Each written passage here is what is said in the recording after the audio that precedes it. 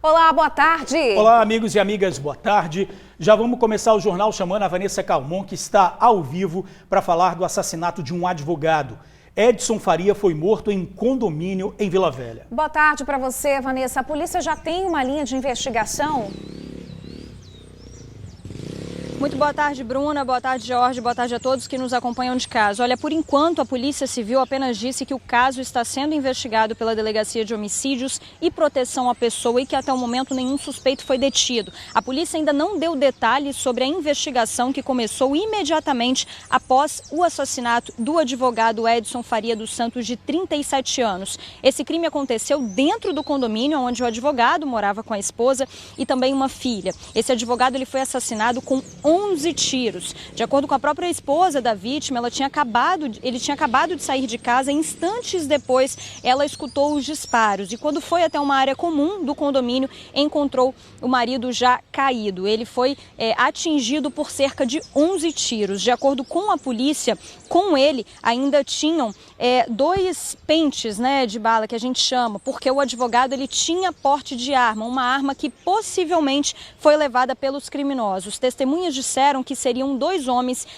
que estavam usando camisas de time e que logo depois deste crime eles simplesmente saíram correndo. Esse crime aconteceu dentro de um condomínio que fica em Rio Marinho, Nova América, Vila Velha. A vítima, então, é um advogado criminalista de 37 anos que possui registro de arma. Muito provavelmente ele estaria armado naquele momento, mas não teve nem como ter alguma reação, porque ele foi atingido por esses dois criminosos por 11 disparos. Eles teriam fugido, esses criminosos, em direção ao bairro Cobilândia. Inclusive, a polícia militar foi acionada logo depois do que aconteceu. Ainda teria feito buscas pela região, diligências pela região, mas não encontrou os criminosos. Ainda não tem noção também, a gente ainda não tem informação sobre a motivação desse crime. A família disse que ele era um homem muito trabalhador, um pai de família de fato, que não tinha inimizades com ninguém. Então a família está estarrecida com essa notícia, com esse crime, não sabe o que pode ter motivado o crime. E a polícia agora está trabalhando para encontrar os suspeitos e o que teria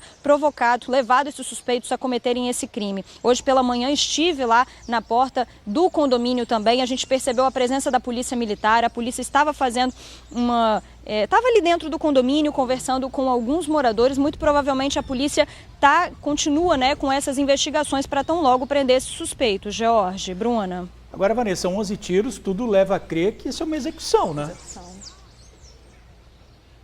Exatamente, Jorge? São muitos tiros, eles de fato descarregaram as armas no advogado criminalista. Ele não teve nem a possibilidade, nem a chance realmente de reação. Ele já foi atingido ali mesmo, ele ficou e posteriormente foi encontrado pela esposa. Então, de fato, os crimes que a gente costuma ver, essa quantidade de disparos, seria uma execução. Mas a polícia ainda não fala o que teria motivado esse crime. Apenas diz que o crime está sob investigação pela Delegacia de Homicídios e Proteção à Pessoa e que até o momento ninguém foi detido, mas que diligências estão acontecendo, Jorge.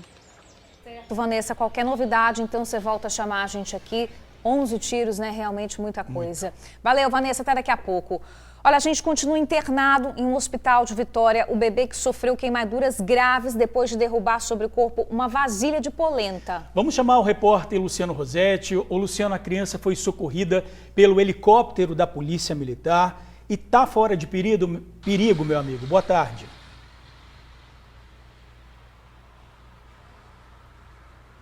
Boa tarde, Jorge, Bruna. Graças a Deus, essa criança está fora de perigo, A gente tem até um vídeo para mostrar aí o pequeno Davi Lucas sorrindo, conversando com a mamãe, A mamãe também conversando com ele, respondendo aos estímulos da mamãe, Pois é, o pequeno Davi Lucas, de apenas 10 meses, que está sorrindo aí no vídeo, mas ele teve 40% do corpo dele queimado após derrubar uma vasilha de polenta. A polenta estava quente, ele foi brincar talvez ali, colocou a mão no pote, na vasilha, e acabou derrubando sobre o corpinho dele e causando esse incidente, essa queimadura grave. Esse incidente ocorreu no município de Muqui, onde a família mora, na última sexta-feira. O que a mãe disse? A mãe disse o seguinte, que se tratava de uma vasilha que estava em cima da mesa, a vasilha estava quente, e quando ela se virou para pegar o pote e preparar a comidinha do filho, ocorreu um incidente, infelizmente, né? Ele teve ferimentos mais graves, assim, na região do abdômen e um pouquinho também do rosto. Foram as regiões mais afetadas do corpo, né? Ele foi socorrido para o hospital da região e depois transferido no helicóptero do Nota E aqui para o Hospital Infantil de Vitória. A gente tentou falar com a mãe, mas acabou não conseguindo. Mas nós tivemos a informação de que ele está no centro de queimados do Hospital Infantil daqui de Vitória. Ela não pôde atender nossos telefonemas, nem falar com a gente, porque ela está lá, claro, ocupada e preocupada também com a recuperação do filho.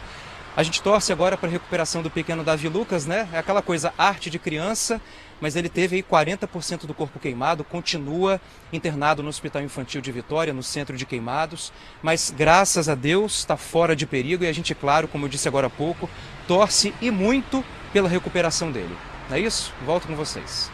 Com certeza, né, que ele se recupere plenamente. E é um caso que chama muito a nossa atenção, né, para o perigo desses acidentes domésticos. Olha aí, a criança teve 40% do corpo queimado, ficou em estado grave, porque virou um pote de polenta, né? A criança acaba cegando os pais realmente, age muito rápido, os pais nem conseguiram, né, impedir que isso acontecesse, mas é um alerta importante para todo mundo que está em casa. E estava em cima da mesa, né? Pois é. Até mesmo no prato, né? Quem tem filho aí sabe que a criança está comendo, ela bate a mão no prato, aquele prato quente, a comida pode encostar nela. E mais grave ainda a questão do fogão também. Muito. Então é importante as panelas estarem viradas com o cabo para dentro, porque realmente pode acontecer uma tragédia. Ainda bem que nesse caso aí, nosso amiguinho aí tá rindo, né? Feliz da vida. É isso aí, que se recupere logo.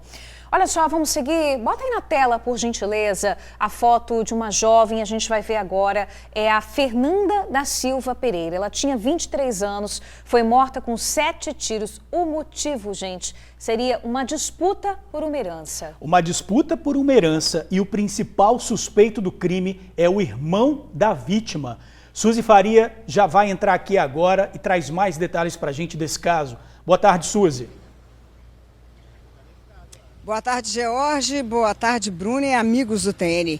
Isso mesmo, por conta de um inventário de uma herança que deveria incluir um sítio, uma pessoa acabou morta e outra baleada. Fernanda da Silva Pereira, de 24 anos de idade, teria ido até o sítio no distrito de Jacarandá, em Guarapari, para conversar com o irmão sobre o inventário. Entre os dois já havia um clima muito tenso exatamente por conta desse sítio que foi deixado pelo pai dos dois. O rapaz de 48 anos, ou melhor, o homem de 48 anos, que é o suspeito principal da morte de Fernanda, seria filho do primeiro casamento do pai dela e ela, fruto do segundo. Só que os dois estavam num litígio aí por conta do sítio onde o pai deles morava. A nossa colega Glaciere Carrareto foi ontem até o local para entender melhor o que teria acontecido. E a gente vai acompanhar tudo em detalhes agora na reportagem dela.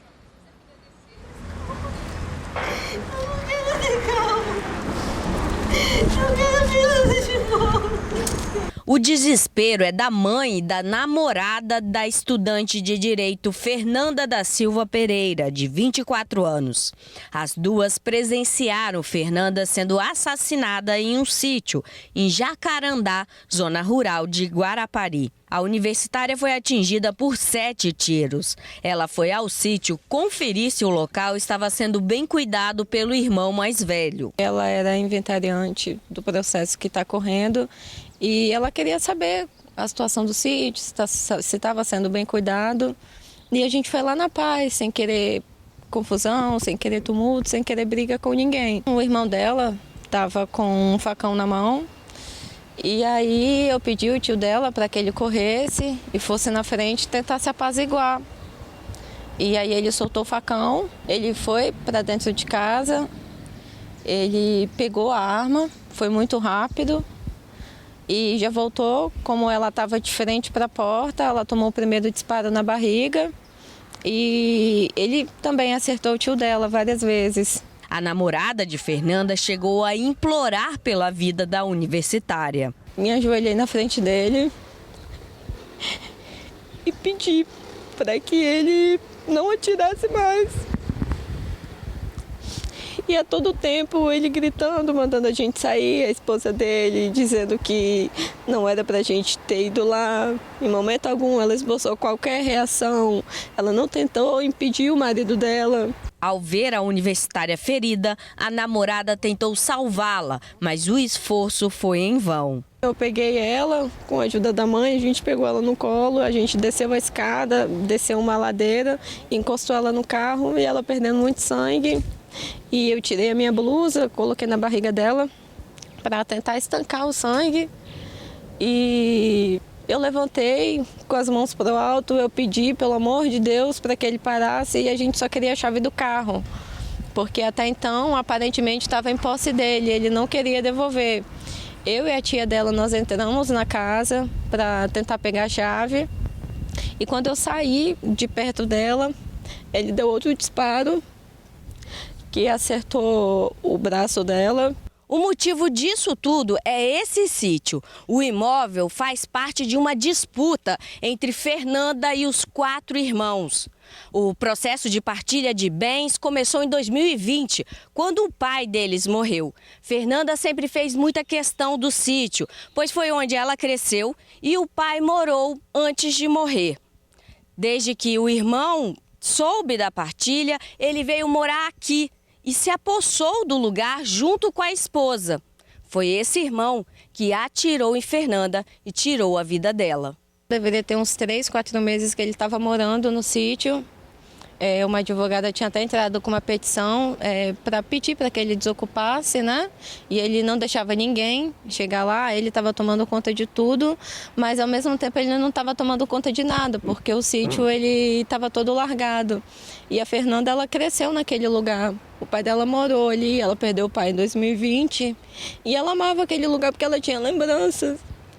E ela estava sempre indo lá, estava sempre pagando pessoas para manter o sítio limpo, a piscina limpa. Ela cuidava do sítio, uma coisa que os irmãos não faziam. O tio de Fernanda também foi atingido por 3 tiros. Ele está internado em estado grave. A dor pela perda da universitária se mistura com a espera por justiça. A gente quer justiça. A gente quer justiça porque ele interrompeu a vida de uma menina de 24 anos que tinha sonhos. Ela estava no 4º período da faculdade de Direito. O sonho dela no momento era ser uma advogada. E, infelizmente, ele matou o amor da vida de alguém.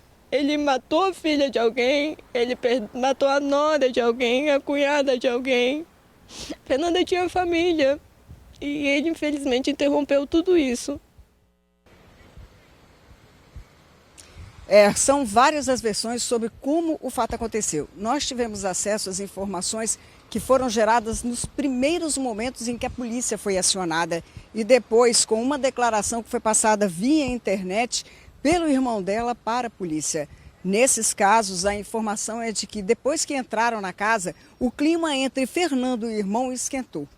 O tio dela teria pego um facão que estaria na cintura do irmão e partido para cima dele. Ele então teria ido até um quarto, pego uma arma e disparado contra os dois. E aí o tio foi ferido com 5 disparos, Fernanda com 7. Em uma outra ocasião, o tio relata que o irmão dela teria partido para cima dele com um facão, ele teria tirado o facão das mãos do irmão, que teria então feito essa sequência, ido buscar uma arma e atirado contra eles. O que tem de concreto até agora é que a polícia de Guarapari vai investigar esse caso. O irmão continua foragido e o caso então segue sob investigação lá em Guarapari. É com vocês aí no estúdio, George e Bruna.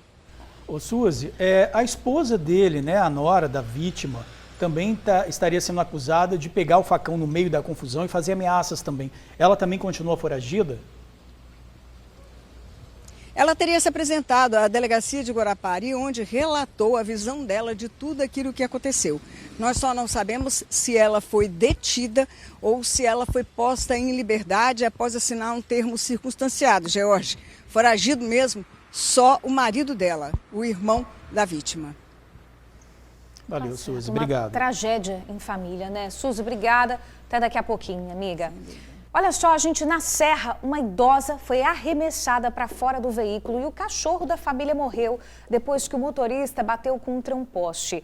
Este foi um dos vários acidentes que marcaram o fim de semana na Grande Vitória. Na Serra, em bairro de Fátima, uma mulher foi arremessada do carro e o cachorrinho da família morreu após um grave acidente. O motorista perdeu o controle e bateu em um poste. Dentro do carro estavam 4 pessoas da mesma família. A mulher arremessada seria a sogra do condutor. Com o impacto da batida, o poste caiu na pista. Moradores da região ficaram sem energia. Em Vila Velha, na Rodovia do Sol, um motociclista de 28 anos morreu e outras 2 pessoas ficaram feridas em um acidente envolvendo 2 motos. Foi na altura do bairro Jockey de Taparica. De acordo com testemunhas, as motos colidiram quando tentavam desviar de um grupo de ciclistas. Naioto Santos Barcelos morreu na hora. Tiveram mais acidentes graves na Serra. Na BR-101, outro motociclista perdeu a vida. A vítima é um homem conhecido como Tuquinha. Ele morreu na hora ao ser atingido por uma carreta depois da entrada do bairro Planalto Serrano. O motorista da carreta teria fechado a moto e fugido sem prestar socorro. Na rodovia S010, na altura de Costa Bela, um homem morreu depois de ser atropelado e arremessado a 70 metros de distância. A vítima de 34 anos estava andando na rodovia quando foi atropelada por um carro branco. O motorista fugiu sem prestar socorro. Olha, nós não tivemos acesso ao estado de saúde da idosa que se feriu nesse acidente em bairro de Fátima. As equipes estiveram no bairro hoje de manhã para reparar a energia e a internet também. Vamos falar agora do combate ao abuso sexual infantil. 2 suspeitos foram presos na Serra.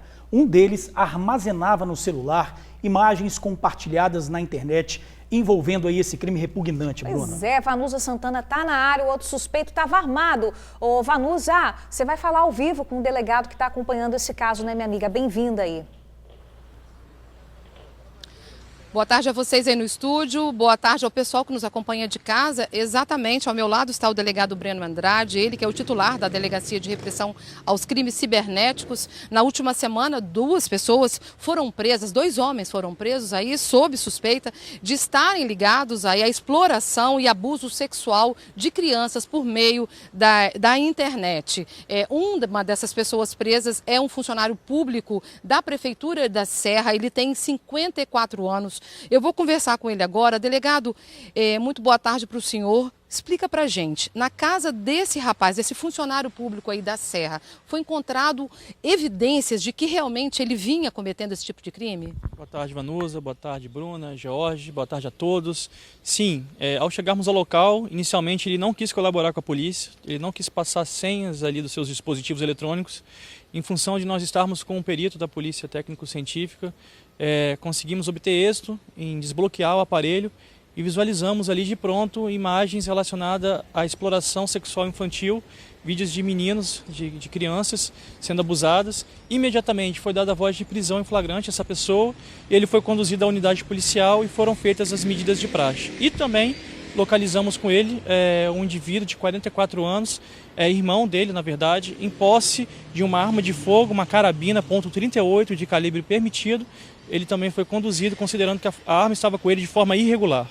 Agora, como é que vocês conseguiram saber qual a ligação que ele tinha, no caso desse funcionário público, com essas crianças, esses adolescentes que aparecem nesses vídeos? Nesse caso específico, a gente, num primeiro momento, a gente continua a investigação ainda, mas a gente não conseguiu associar a nenhum parente, a nenhuma criança ali da região. Então, o trabalho da polícia vai continuar porque a gente sabe que ele estava ali armazenando esse tipo de conteúdo, mas o outro lado ali do vídeo também tem uma criança, tem alguma pessoa que foi abusada e explorada sexualmente. E ali foi vítima também de um outro crime, um estupro de vulnerável.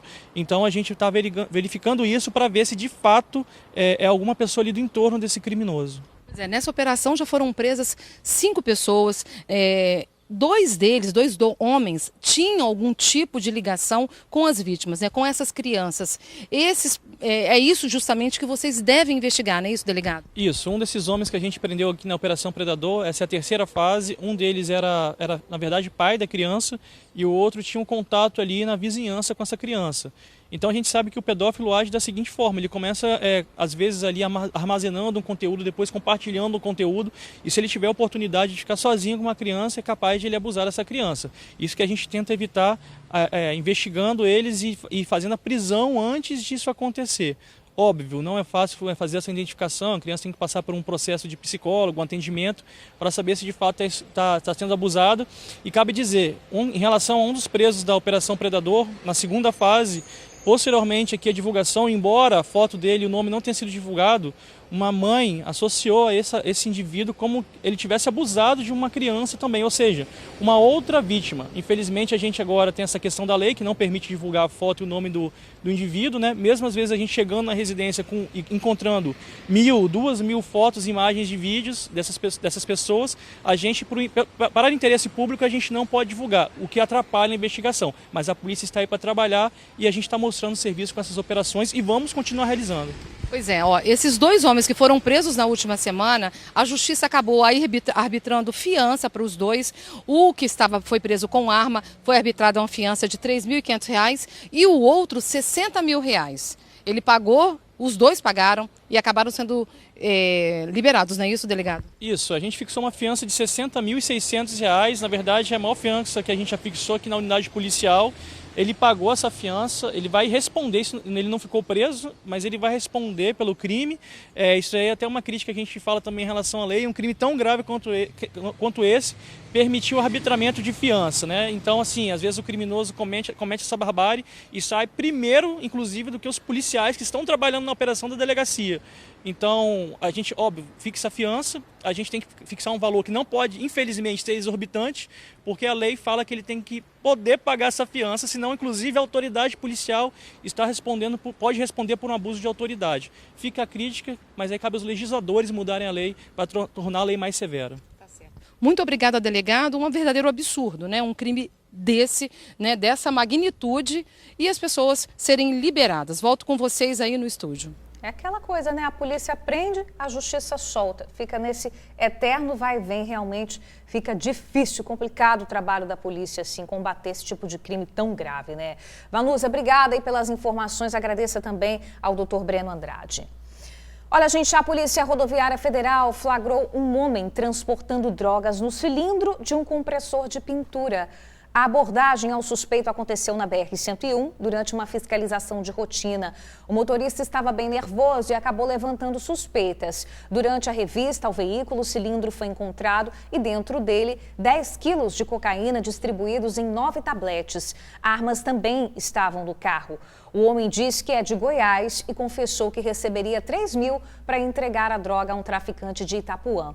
Ele foi autuado por tráfico de drogas e armas e foi levado ao presídio. Agora a gente fala do caso Thalita Berger. A mulher de 30 anos baleada no rosto e nas costas pelo ex-namorado em Santa Maria de Jetibá. A Thalita, gente, que ficou paraplégica, recebeu alta há poucos dias, mas um crime cometido por quem não aceitava o fim do relacionamento, né? Vamos ver o vídeo que a Thalita gravou. Estou com uma bala alojada na minha medula, onde perdi os meus movimentos da barriga para baixo. Meu caso não é cirúrgico, mas eu dependo da reabilitação para melhorar minha qualidade de vida.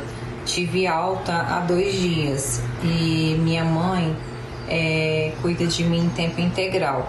Estou na casa de minha irmã até conseguirmos ajeitar minha vida. Quero agradecer a todas as orações, as mensagens de carinhos e todos os tipos de ajuda que venho recebendo. Estou bem e bem otimista. Vou fazer de tudo para ter uma vida normal.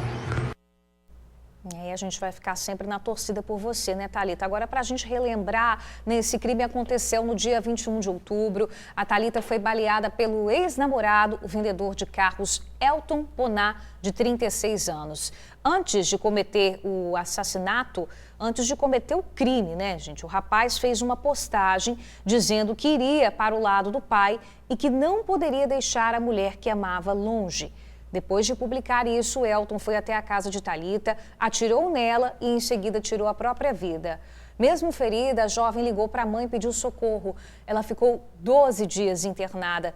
Ela está paraplégica, mas ainda tem esperança de voltar a andar. A gente, claro, vai ficar aqui na torcida. Ela está fazendo tratamento e, para isso, está precisando muito da ajuda, né, de todo mundo que puder ajudar por meio de doações. No Instagram da Thalita tem todas as informações. Entra lá para você ver, é o @BergerThalita. Olha, uma discussão entre mulheres na entrada de um condomínio na Serra, gente, terminou em pancadaria e tiros. Um homem que teria tentado separar a confusão acabou baleado. Os vídeos registram a confusão que aconteceu na portaria do condomínio que fica em Castelândia, na Serra. Passava um pouco de 8 horas da noite. Repare que no início são vistas 2 mulheres brigando. Uma outra que está com uma criança no colo e outra do lado também assiste a toda essa confusão. Pouco depois, o número de pessoas aumenta e o tumulto também. Repare que a mulher ainda está nervosa e agressiva. Chega a dar um tapa no ombro do homem que está sentado. Em seguida, lá vai ela para perto do grupo e continua discutindo. Um dos homens, nervoso, a empurra e a mulher, que seria moradora do condomínio, cai com tudo no canteiro. O grupo então se revolta contra o homem que a agrediu e ele é espancado.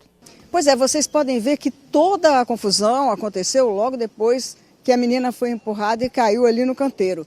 A briga continuou até este ponto aqui do condomínio. Só que por alguns segundos tudo se acalma. Mas aí um homem vem e continua a bater no rapaz que cai aqui de novo. Quando ele se levanta, já levanta atirando. E a vítima que estava na direção dos tiros, baleada, acaba caindo aqui, ó, nesse canteiro, onde depois é socorrida pelo supervisor de segurança. É possível ver com clareza no vídeo o momento em que o homem se levanta atirando. Sai até faísca. Ele não tem alvo. Os tiros são aleatórios e acabam atingindo um churrasqueiro de 24 anos de idade. O jovem tinha ido buscar a esposa, que tentava tirar da confusão uma conhecida. Os tiros perfuraram o pulmão e o intestino dele. O jovem foi levado para o Hospital Jaime dos Santos Neves. Essa senhora conversou com a esposa dele. A situação dele está meio complicada, entendeu? Porque parece que o problema dele, o tiro pegou no fígado, entendeu? Então a esposa dele, até conversei com ela antes dela ir para o hospital. Ele está mal. Os dois nada tinham a ver com a confusão. O churrasqueiro trabalha num restaurante com a esposa, de 26 anos, que é atendente. Depois do trabalho, pararam neste bar para tomar uma cerveja, quando a confusão começou. O supervisor de segurança do condomínio estava na hora. Quem atirou a gente não viu, era um bolo de umas 10 ou 15 pessoas mais ou menos, que o porteiro abriu o portão para a menina que é moradora entrar e entrou todo mundo junto. Então ninguém viu quem atirou e nem quem estava envolvido na confusão, porque era muita gente.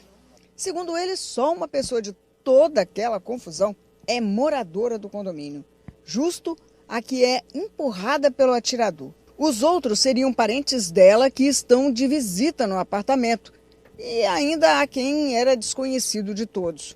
Mas pouco ainda se sabe o que teria causado a briga que começou horas antes na praia, onde o grupo passou o dia. A confusão não é daqui, é lá de fora. Veio para aqui para dentro e o tiroteio, a gente estava todo mundo embolado tentando separar. Eu mesmo estava tentando separar. Quando eu observei, o menino já estava caído lá atirado, a gente não sabe quem atirou. Bom, a Polícia Civil já investiga esse caso. Olha só, gente, vamos lá para fora agora conversar ao vivo com a repórter Vanessa Calmon, uma informação que chega agora para a gente. Um homem foi morto e uma criança foi baleada. Essa criança teria 6 anos. Isso aconteceu no bairro Alecrim, em Vila Velha. Ô, Vanessa, tudo isso aconteceu na frente de uma escola, minha amiga, é com você. Exatamente, Bruna, foi na frente de uma escola, aconteceu tem pouco tempo, na realidade tudo ainda está aqui no local, viu? Esse homem que foi identificado, né? O primeiro nome só, os testemunhas estão dizendo que ele se chama Jonathan. Ele estaria na frente de uma espécie de mercearia aqui, que fica em Alecrim, quando vários criminosos passaram atirando, ele foi atingido por diversos disparos. Uma criança de apenas 6 anos que estava com a mãe, que inclusive está grávida, aqui também no local, acabou atingida por um tiro na perna. O chinelinho da criança a gente pode perceber que ainda está ali no local, o pirulito também, que ela estava na hora, estava chupando um pirulito e acabou atingida. A própria mãe, segundo informações de testemunhas, teria socorrido essa criança para o hospital evangélico, que fica bem aqui perto da onde eu estou. A gente percebe que as pessoas estão muito apreensivas, era horário de saída da escola, a Escola Estadual de Ensino Fundamental aqui, Padre Humberto Piacente, era na hora de saída das crianças mesmo da escola, quando aconteceu esse crime, foi tudo muito rápido, tudo aqui na frente mesmo. Esse homem ele foi surpreendido por criminosos armados que já dispararam em direção a ele, ele não teve nem tempo de correr, nem tempo de reação foi atingido e caiu aqui. A gente percebe muitas viaturas da Polícia Militar aqui nesse local, muitas pessoas também, muitos curiosos aqui em volta, né, procurando saber o que aconteceu, principalmente em relação à criança, mas a primeira informação que chega pra gente é que a criança teria sido baleada na perna e que já foi socorrida ao Hospital Evangélico. O que a gente percebe é essa movimentação que vocês estão vendo aqui agora, viu? Muitas pessoas, inclusive algumas já dizendo isso, que o primeiro nome deste homem, que ainda não foi identificado, mas o primeiro nome dele seria Jonathan. A gente está aqui no local apurando, pegando mais informações para trazer mais informações precisas para vocês, mas o que a gente sabe até agora é isso, que foi um crime que aconteceu bem em frente à escola, agora há pouco, há cerca de 20 minutos, e que no meio desse fogo cruzado aí ficou uma criança de 6 anos e a mãe, que está grávida, e essa criança acabou sendo atingida por um disparo de bala perdida. Bruna, Jorge. Vanessa, a gente está vendo agora imagens ao vivo, a gente sabe que tudo aconteceu agora, você está levantando as informações, mas tem um carrinho de bebê aí, bem no meio da cena aí desse crime, tem sangue por aí também. Você saberia me informar, Vanessa, se tinha alguma criança nesse carrinho aí também? Olha, Bruna, até o momento a primeira informação que a gente tem é que, na realidade, a gente não sabe, né, se esse carrinho tem relação com a mãe e a criança que estavam aqui. Mas a primeira informação que chega pra gente é que a criança estava com a mãe dentro da mercearia. E aí foi nesse momento em que os disparos, né, aconteceram, que os criminosos chegaram atirando, que no impulso, né, no susto, eles vieram um pouco mais para fora e foi nesse momento que a criança teria sido baleada. Então a gente não consegue afirmar ainda que esse carrinho de bebê que está aqui, de fato, pertence, né, à mãe. O que a gente sabe é que os dois estavam aqui na frente, infelizmente, né, esse homem também estava perto, ele acabou sendo assassinado e a criança baleada, Bruna. É mais uma criança aí, né, vítima de disparo, de bala perdida. A gente não sabe se essa criança estava a caminho da escola, né? Tudo aconteceu na frente de uma escola, esse horário aí de entrada e saída, né, da troca de turno. Mas é mais uma vítima aí de bala perdida, 6 anos essa criança. A gente vai, claro, seguir apurando toda essa história. Aconteceu agora, né? Pois é, esse local ali é um local de grande movimento, fica perto do bairro 1º de Maio. Isso. Fica ali perto também, por isso que ela deve ter sido levada ali para o Evangélico, que fica muito perto ali também. Agora, Vanessa, a gente viu aí uma bicicleta, né? Se puder colocar as imagens ao vivo, pedir para o nosso cinegrafista derivar uma bicicleta aí do lado e também uma moto. Você já sabe como é que foi a dinâmica disso daí? Se esse homem que foi morto estava caminhando? A gente não sabe ainda a dinâmica, Jorge. Nossa equipe acabou de chegar aqui no local, mas o que a gente conseguiu apurar até agora é que esse homem estava a pé, de fato. A gente não sabe se essa bicicleta pertence a ele, por exemplo, ou alguma outra pessoa que estava aqui. Mas o que a gente sabe é que esse homem estava a pé, aqui na rua, quando criminosos armados, a gente ainda não sabe quantos criminosos já chegaram efetuando diversos disparos nesse homem, e a mulher com a criança que estava ali na mercearia, eles acabaram, né, vindo um pouco para fora, e foi nesse momento que eles foram atingidos. Então a gente não sabe exatamente ainda como foi a dinâmica, mas aqui de fato é um local muito movimentado, tem muito comércio, a gente pode perceber aqui na rua, além da escola, tem muito comércio, estava tudo aberto, foi realmente assim, num momento, num horário, que é um horário quase que de pico de movimentação aqui no bairro Alecrim, essa avenida principal, né, que é uma avenida até que vai em direção também ao Hospital Evangélico, a gente está bem pertinho do hospital, então foi no momento em que tinham muitas pessoas na rua, muito possivelmente esse homem também estava caminhando aqui na rua, a gente ainda não sabe para onde ele estava indo, né, de onde ele estava vindo, mas ele é morador também da região, e a gente só sabe que de fato os criminosos chegaram armados, já efetuando diversos disparos, e que ele já foi atingido, já caiu na calçada, e a criança posteriormente foi socorrida pela mãe. Ô, Vanessa, a gente vendo uma imagem recuperada aí, que é você que está ali perto da viatura, agora a gente está vendo os policiais entrando, que a gente recuperou, você chegou próximo ali para fazer uma pergunta, não foi isso, nesse momento? Jorge, a gente estava próximo aqui do local, na realidade, né, próximo de Alecrim, a gente estava num outro bairro, quando a gente viu a presença da polícia militar e de repente eles saíram correndo. Então a gente questionou, né, a PM o que estaria acontecendo, e aí foi quando eles falaram, tem uma criança baleada aqui nessa região, né? No primeiro momento eles falaram Santa Rita e posteriormente a gente ficou sabendo que era aqui no bairro Alecrim. Então várias viaturas foram acionadas, a gente consegue perceber, né, além dessas que estão aqui, tem muitas outras viaturas, pelo menos umas 5 viaturas da PM vieram aqui para o local, e agora 2 permanecem aqui para fazer o isolamento, né, da área até que a Polícia Civil chegue ao local. até que a perícia, né, chegue, os investigadores, para verem essas questões, né, quantos tiros de fato que atingiu esse rapaz, já colher algumas informações também com testemunhas para começar as investigações desse crime. Mas é um crime que chama muita atenção, viu, George, Bruna? Primeiro porque atingiu uma criança também, né, de 6 anos de idade, que estava com a mãe, e depois porque em plena luz do dia, com todo mundo na rua, todos os comércios abertos, muita movimentação, podia inclusive ter atingido muito mais gente, né, Bruna, George? Sem dúvidas, Vanessa. Qualquer novidade, por favor, você volta a chamar a gente aqui. Obrigada aí pelas informações. Tudo aconteceu agora há pouco. Vanessa rapidinho foi para lá para passar essa informação aqui para a gente. Valeu, minha amiga. Bom trabalho aí para você. E olha só, agora a gente vai mostrar imagens emocionantes de um salvamento em alto mar. O helicóptero do Nota E precisou fazer o resgate de um tripulante com um navio em movimento. Antes mesmo das 6 da manhã, a Capitania dos Portos recebeu um pedido de socorro de uma embarcação com bandeira do Panamá e que estava a 200 quilômetros da costa do Espírito Santo.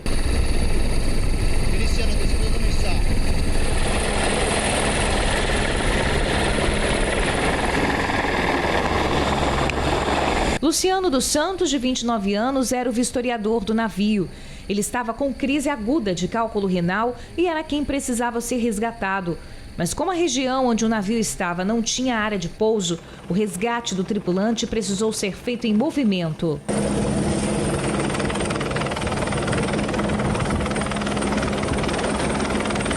A operação de resgate começou às 6h30 da manhã e com o navio o tempo todo em movimento, ainda navegando. Assim mesmo, o operador conseguiu descer e fazer a retirada do tripulante. Segura aqui, bota sua mochila para frente. A operação se encerrou no meio da tarde e, após o resgate, o tripulante foi avaliado e levado para o Hospital Santa Rita, onde recebeu atendimento médico. Ele passa bem. Que trabalho, né? Das equipes do Nota E, impressionante. Olha só, nesse fim de semana teve o Dia da Favela em todo o país e aqui no estado a ação foi no bairro São Diogo, na Serra. A comunidade recebeu atividades de lazer, beleza e cultura.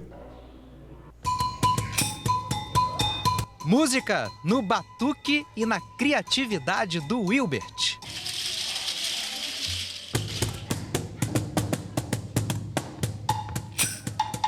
Umas invenções, tipo, são desodorantes, né, que tem o pulso, ainda pulsa. Essa coisa que vai semelhar.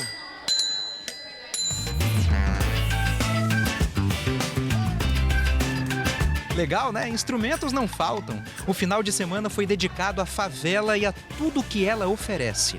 Cultura, lazer, empreendedorismo e beleza. E por falar em beleza, a Dona Penha ganhou um dia de princesa hoje.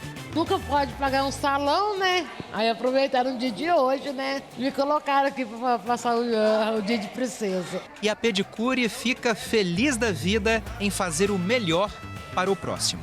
Eu me sinto muito feliz de estar ajudando outras pessoas, porque é muito importante a gente sempre estar fazendo o bem. E o bem, quando a gente planta, a gente vai colher o bem também. Claro que esse não foi o único serviço, não. Aqui teve também cabeleireiro, estética facial, atividades com crianças, muitas coisas.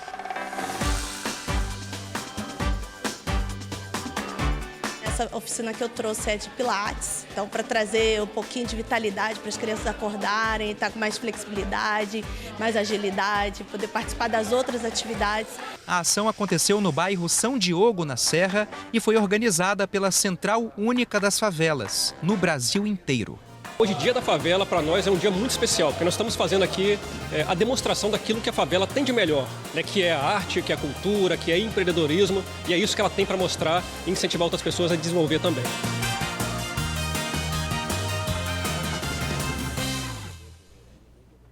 Muito bom, hein? Olha, um homem morreu eletrocutado no bairro Vila Prudêncio, em Cariacica. No vídeo feito por moradores, o homem aparece preso à fiação. A cabeça ficou presa à estrutura metálica.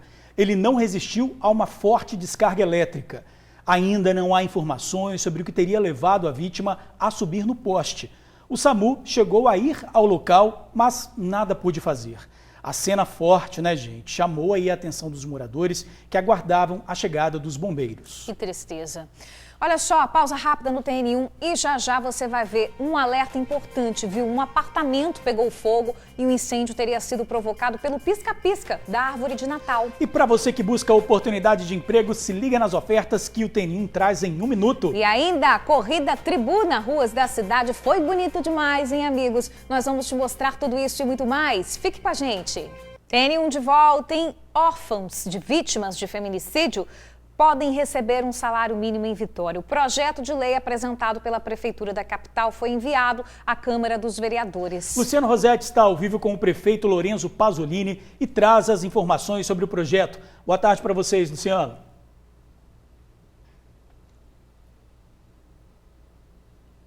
Boa tarde mais uma vez, Bruna, Jorge, amigo e amiga do TN. Exatamente, um projeto de lei da Prefeitura de Vitória para crianças e adolescentes de 0 a 18 anos, vítimas, né, filhos, na verdade, órfãos, né, de vítimas de feminicídio. Estou aqui com o prefeito, que vai dar os detalhes para a gente, né, prefeito? O que prevê esse projeto de lei? Boa tarde. Boa tarde, Luciano, Bruna, Jorge e telespectadores. É um projeto de lei extremamente importante.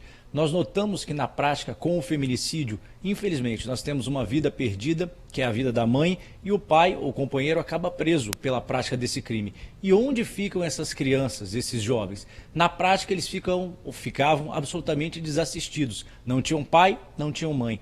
E nós sempre temos, ou quase sempre, um parente que se predispõe a cuidar dessas crianças, mas que infelizmente não tinha as condições materiais, o dinheiro necessário, por exemplo, para a alimentação, para o vestuário, para as despesas básicas de uma criança, que nós sabemos que não são poucos. Por isso, então, nós formulamos esse projeto de lei, estamos encaminhando para a Câmara de Vereadores para garantir que essa criança tenha um mínimo de assistência. Então nós vamos levar um benefício permanente, um benefício assistencial, socioassistencial, de um salário mínimo, para que essa criança possa ser mantida, para que ela tenha direitos respeitados, mas principalmente um compromisso da nossa cidade no combate à violência e um compromisso de amor, de cuidar dessas crianças. É algo que é inovador, é muito importante ser feito e que vai garantir o sustento dessa criança. Então ela passa a receber um salário mínimo para que o responsável por ela possa efetivamente comprar alimentos, possa comprar o vestuário, para que ela possa frequentar a escola pública municipal, ou seja, garantir que essa criança tenha dignidade.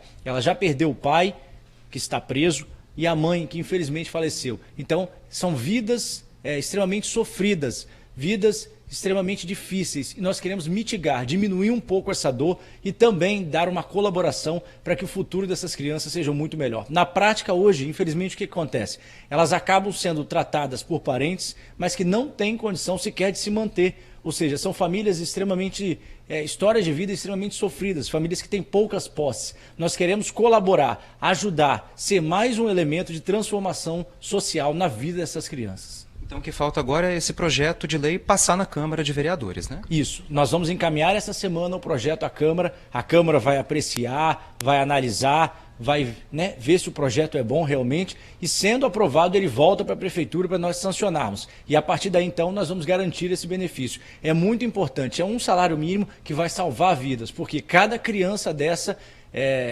Eu conheço a história, trabalhei muito tempo na polícia com isso, são histórias muito tristes. Imagina a criança que às vezes presenciou o pai retirar a vida da mãe, criança que presenciou cenas de violência e já traz traumas muito grandes. Nós queremos efetivamente estar ao lado dessas crianças, garantir a assistência social, dar amparo, amor e carinho a essas crianças.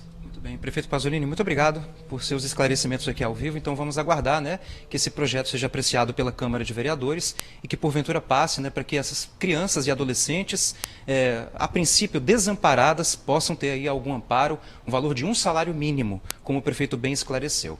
Volto com vocês, Bruna e Jorge. Projeto importante, Importantíssimo. Obrigada aí pelas informações, Luciano. Gente, vamos voltar ao bairro Alecrim, em Vila Velha, onde um homem foi morto e uma criança de 6 anos baleada. Vanessa Calmon está lá. Ô Vanessa, você já deve ter conseguido apurar algo a mais. Já sabe por que aquele carrinho de bebê estava ali no local do crime, minha amiga? Olha, Jorge, até então realmente o carrinho de bebê ele não seria da mãe da criança, tá? Até então a informação que a gente tem sobre a dinâmica desse crime é que o Jonathan, identificado como Jonathan, conhecido como da Roça, ele teria chegado aqui, inclusive ele estava de moto. Vou pedir para o Chico vir aqui para mostrar, ele estava naquela moto ali e aí ele estacionou entrado no local que eu tinha falado anteriormente que era uma mercearia, mas é um jogo de bicho. Ele entrou ali e no momento em que ele entrou, criminosos teriam chegado, arrastado ele para o lado de fora e aí sim teriam cometido o crime. Essa informação é informação de testemunhas e também foi informação da polícia militar. E aí neste momento a mãe estava com a criança aqui, com a criança de 6 anos e o menino acabou baleado. Agora há pouco a Polícia Civil chegou aqui, já está colhendo mais informações, vai realizar uma perícia também no corpo deste homem. E a família também desse rapaz, do Jonathan, chegou aqui também agora há pouco. Foi um momento de muito desespero. A esposa dele esteve aqui no local, foi amparada por muitas pessoas e essas são as novas informações que a gente tem até agora, né? Nesse momento a gente consegue perceber que a Polícia Civil então já está no local, apurando informações com algumas testemunhas. O local continua isolado até a perícia ser realizada e a criança, o menino de 6 anos que acabou baleado, neste crime, né, ele foi encaminhado até o Hospital Evangélico, foi levado pela própria mãe, de acordo com testemunhas, e segue internado no Hospital Evangélico. A gente também vai tentar saber o estado de saúde dessa criança. Bruna, George. O Hospital Evangélico que é muito perto daí, né, Vanessa? Agora, isso aconteceu também na frente de uma escola. Você sabe como é que estava a movimentação nessa escola na hora desse ataque aí, Vanessa? Sim, Jorge, horário de saída da escola, inclusive, a rua estava muito movimentada. Na realidade, essa principal aqui é uma rua muito movimentada. Tinham muitas crianças no local, sim, na saída da escola. Também tinham muitas pessoas passando pela rua. Todo o comércio estava aberto. Foi um crime que foi cometido em plena luz do dia, sem realmente se preocupar com as pessoas que estavam na rua naquele momento. Tanto que essa criança de 6 anos acabou baleada. Todo mundo está muito assustado, tá, com esse crime que aconteceu. A informação é que este homem, inclusive, ele é de Vila Palestina, né? Ele estaria aqui, veio aqui no Jogo do Bicho, mas ele é de Vila Palestina, é muito conhecido lá também. E a informação que a gente tem é que realmente estava tudo lotado, a movimentação estava intensa na hora em que esse crime aconteceu. Houve muita correria, houve muito desespero, até de fato perceber que essa criança também estava baleada. Então foi um momento desesperador mesmo aqui para os moradores aqui do bairro Alecrim, né? Para todo mundo que passa por aqui. E esse crime agora vai ser investigado, né, pela Polícia Civil para saber de fato qual foi a motivação desse crime, quem teria cometido esse crime e agora também saber como que está essa criança, né? Como que ficou essa criança, o estado de saúde dela, que agora está internado no Hospital Evangélico. George. É claro que a gente vai seguir acompanhando, torcendo aí pela recuperação dessa criança também. A polícia vai seguir investigando esse crime para, quem sabe, pegar aí, né, os criminosos responsáveis por esse ataque aí que aconteceu agora há pouco em Vila Velha. Vanessa, muito obrigada aí pelas informações, viu, minha amiga? Valeu, bom trabalho para você. Pois é, tem muito comércio ali, provavelmente também muitas câmeras de segurança. Isso aí. Então alguma câmera deve ter flagrado esse crime aí. Valeu, Vanessa, obrigado. Olha, um susto no fim de semana em Vila Velha. Um incêndio atingiu a sala de um apartamento na orla de Itaparica. Muita atenção, hein, gente? O imóvel no 3º andar do edifício foi tomado pela fumaça. O fogo teria começado depois de um curto-circuito no pisca-pisca da árvore de Natal. O Corpo de Bombeiros foi acionado e conseguiu controlar as chamas. Fica aí o alerta, né? Um casal e um bebê estavam no local. Felizmente, ninguém se feriu.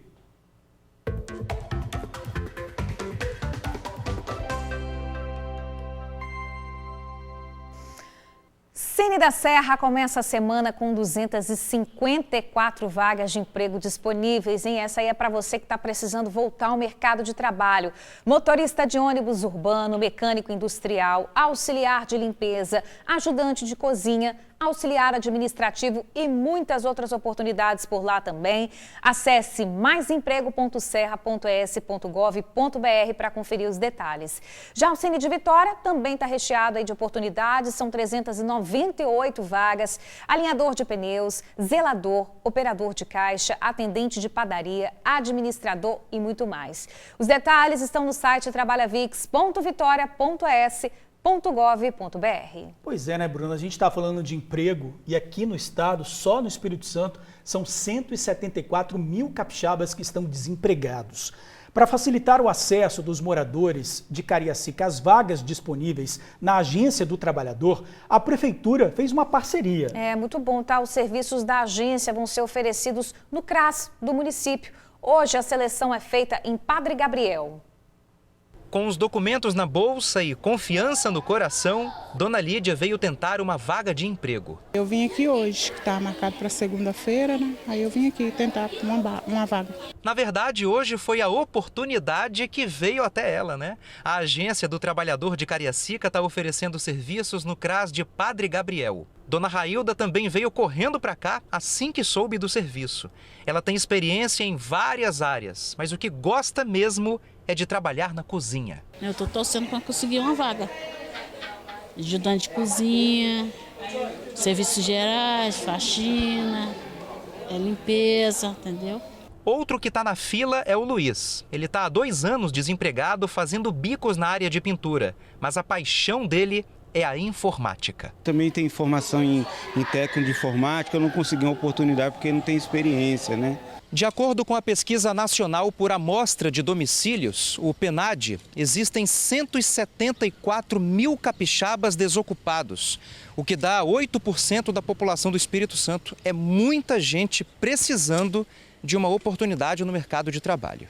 É por isso que a Agência do Trabalhador está correndo atrás de mão de obra. São ao todo 803 vagas em muitas atividades. Motorista, vendedor, entregador, auxiliar administrativo, estágio de ensino médio, logística, enfim, supermercadista, o comércio, né? Vagas temporárias para final de ano, dezembro está chegando, né? Já estamos aí, então as vagas temporárias na área de vendas, no comércio local, que é o Forte em Cariacica também, enfim, em toda a Grande Vitória. O serviço vai passar por vários bairros do município. Tudo o que você precisa é levar a carteira de trabalho que a agência faz o resto. É uma parceria da Secretaria de Assistência Social com a Agência do Trabalhador do município de Cariacica, que a gente entende que as oportunidades de vagas e de condições de trabalho precisa estar nos CRASs, precisa de estar nas pessoas que mais precisam. E às vezes essas pessoas não conseguem ir até a Agência do Trabalhador por sua dificuldade de locomoção e a gente traz as oportunidades até essas pessoas. Isso é tudo que Dona Lídia quer, garantir um encaminhamento para o mercado. Vai dar certo. Com certeza. Vamos ficar na torcida, né, Dona Lídia? Olha só, a Agência Social vai estar no CRAS de Padre Gabriel até às 3 da tarde, hein? Com encaminhamentos para vagas de emprego, além de cadastro para jovens e adultos, programa Adolescente Aprendiz e oportunidades de estágio de ensino médio. É importante levar a carteira de trabalho, tá? Boa sorte. Vamos aproveitar a oportunidade, hein? Isso aí. Olha, uma multidão de atletas saiu às ruas de Vitória para participar da 9ª edição da corrida Tribuna Ruas da cidade. E olha só, teve até super-herói que saiu do filme e veio aqui para Vitória para correr também.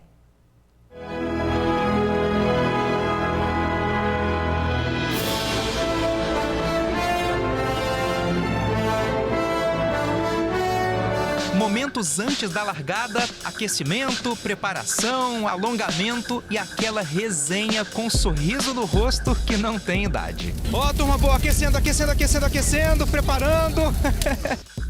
Turminha boa, né? E como? Primeira vez que a senhora participa da corrida? Não, senhor, eu sou bem antiga, Já tô quase aposentando, né? A senhora também tá no pique aqui, né? Sim, com certeza, e vou subir ao pódio. Vai subir ao pódio? Vou subir ao pódio. Tá garantido, aqui a animação não para não. É claro, o meu objetivo é sair e chegar. Mesmo que eu seja a última, mas eu saio e chego. A corrida Tribuna Ruas da Cidade reuniu a família toda. Não pela competição, nem para provar quem pode chegar em primeiro, nada disso. Mas pelo esporte, pela união, pela família, pela força que um dá para o outro. Eu comecei a correr ano passado e a minha primeira corrida foi da Tribuna. Agora está fazendo 1 ano que eu estou correndo e de lá para cá foi amor à primeira vista. Corrida maravilhosa, corrida excelente, bem organizada, a paixão. Entre os atletas, um cara que a gente mostrou aqui no TN semana passada, Marcelo Siqueira da Costa, mais conhecido como Gary Bolt. Uma mistura de Gary com Usain Bolt. Gostou? E o meu amigo aqui agora não corre atrás de lixo, não. Corre atrás de medalhas e troféus. Pois é, né? Ele disse que vinha e veio mesmo. Participar da Corrida da Tribuna é muito bacana, até porque minha categoria, né, como gari, isso é muito importante dentro do estado, a limpeza pública, o exemplo que a gente dá aí, poder estar correndo atrás do caminhão de lixo e poder estar aqui no esporte que a Tribuna faz aí pra gente. Bora pra largada, a prova começou às 7 da manhã na Praça do Papa.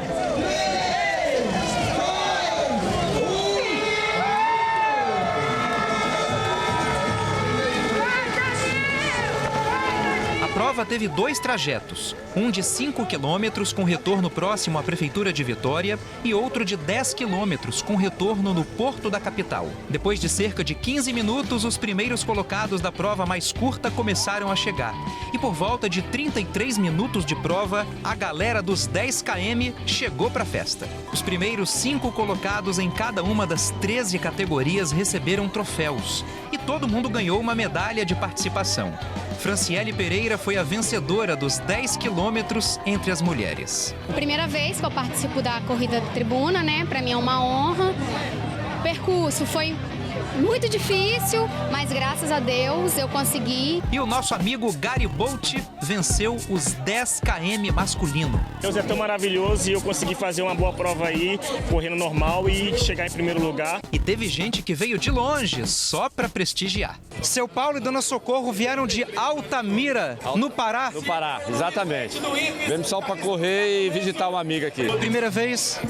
Primeira vez aqui no Espírito Santo. Sempre tive vontade de conhecer, né? E apareceu a oportunidade que temos amigos aqui. Ele logo falou, ó, vai ter uma corrida. Aí eu falei, nos inscreva que nós vamos aí correr. Vambora! Vamos embora! É isso aí. Então, ano que vem, a gente espera você. 1.096 medalhas com essas aqui. 35 anos correndo, graças a Deus. Estimativa mais de 1.000 pessoas, 9ª corrida Ruas da Cidade, Rede Tribuna.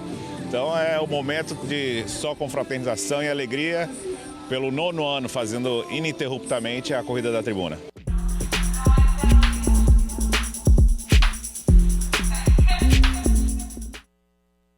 Nosso amigo ali com 1.000 medalhas de corridas, hein? Em especial a nossa medalha da Corrida Tribuna Ruas da Cidade. Que olha, disposição, né? Disposição. Parabéns para os atletas que participaram. E no ano que vem tem mais, né, Bruno? Tem mais. Quem sabe a gente não tá por lá também, né? Vamos correr. Começar a preparação aí. Olha só, pausa rápida e na volta haja coração, hein? O Vasco tá de volta à primeira divisão depois de um jogo emocionante, hein? Vamos exibir os melhores momentos. Já já. Gols da rodada chegando. E o Super Vasco, hein, gente? Subiu pro Grupo A do Brasileirão depois de uma partida tensa aí contra o Ituano, hein? Tensíssima. Teve chuva de gols também entre Cruzeiro e CSA. Também não, porque no Vasco não foi. Foi 1-0, tá? E o Flamengo, hein, Bruna? Tá dando um susto aí no torcedor. Haja coração, hein? Haja coração. Roda aí. Vasco e Ituano. Aos 3 do primeiro tempo, após bate-rebate dentro da área, a bola sobra limpa para Gabriel Peck, que chuta pro gol escancarado. Lucas Dias, o zagueiro, bloqueia com a mão. Nenê respira, parte para a cobrança do pênalti na tranquilidade e na paradinha tradicional desloca Jefferson Paulino ao bater no canto esquerdo do goleirão. Ficou assim, Vasco 1, Ituano 0. O Vascão de volta para a Série A do Brasileiro. Cruzeiro e CSA. Aos 22, Lourenço abre o placar para o CSA. Aos 41, Giovani Jesus empata. Na segunda etapa, Lucas Barcelos faz o segundo para o CSA. Aos 43, Rômulo domina na marca do pênalti com liberdade e tira do goleiro com categoria. Tudo igual. 3 minutos depois, o gol da vitória. Luvanor entrou na área e bateu cruzado. Final Cruzeiro 3, CSA 2. Flamengo e Coritiba. Aos 3 da segunda etapa, Aleph bate pênalti cruzado no canto direito de Hugo. O goleiro acertou o lado da cobrança, mas não conseguiu chegar. E ficou assim, final Coritiba 1, Flamengo 0. Rodada de emoções aí do Brasileirão, né? Agora a Luísa Dyer tem um recadinho pra gente. Casa do Serralheiro, mês da Black Friday, é pra bombar. Confere aqui na tela comigo. Chapa inox, R$ 189 a peça. Coluna pronta, R$ 70,90 a peça. Telha Galvalume, R$ 39,90 o metro. A Casa do Serralheiro é o maior shopping de aço do Brasil, com uma grande variedade de produtos e só aço de qualidade.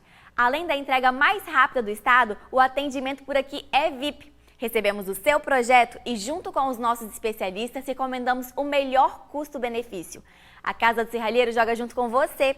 Estamos na Serra, Campo Grande, Santa Maria de Jetibá, Linhares, São Mateus e agora em Vila Velha. Liga pra gente, vai! Queremos te atender. 3226-8045. Casa do Serralheiro, a gente se envolve de verdade. Valeu, Luísa! Obrigada, hora de encerrar o TN1.